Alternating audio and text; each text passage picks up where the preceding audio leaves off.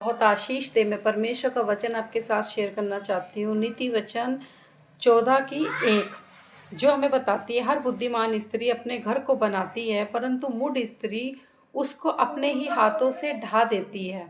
सचमुच परमेश्वर का वचन कितना खूबसूरत है। परमेश्वर का वचन कह रहा है कि हर बुद्धिमान स्त्री अपने घर को बनाती है, पर जो मूर्ख स्त्री होती है वो अपने ही हाथों से अपने घर को ढा देती है। आज दुनिया में ना जाने से कितनी स्त्रियां हैं कि जिनके हस्बैंड अच्छे से रखते हैं, बच्चे हैं, परमेश्वर ने हर चीज़ की आशीष दे रखी है, उसके बाद भी वो गलत चीज़ों में पड़कर गलत तरीके से अपने घर को ही ढा देती है, किसी और के अफेयर में पड़ जाती हैं, या अपने हस्बैंड के साथ भी रहती हैं और दूसरे के साथ भी इस तरीके से रखती है, रिश्ता गलत तरीके से चलती है। आज कितने सारे ऐसे केस है सुनने में हमें आते हैं कि वो उसके साथ, वो उसके साथ, ये चीज़ें गलत है। क्योंकि हमें जब परमेश्वर ने एक घर दिया तो हमें उसको बनाना है।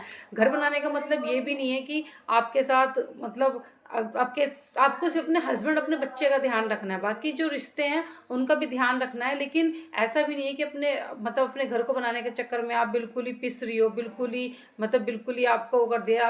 आपको दिख मतलब आपको समझनी चाहिए चीज़ें कि मुझे कहाँ पे क्या चीज़ है, और हस्बैंड को भी ये चीज़ दिखनी चाहिए कि मेरी वाइफ को क्या चीज़ कैसे है।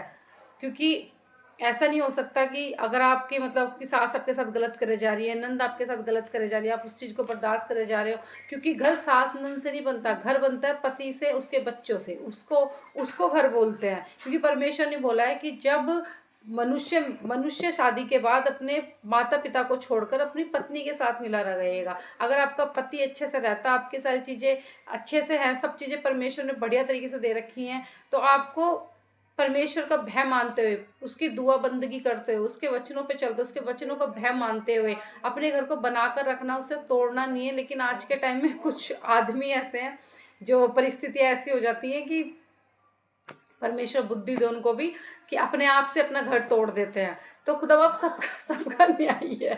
खुदा बाप स्त्रियों का भी न्यायी है, और खुदा बाप आदमियों का भी न्यायी है।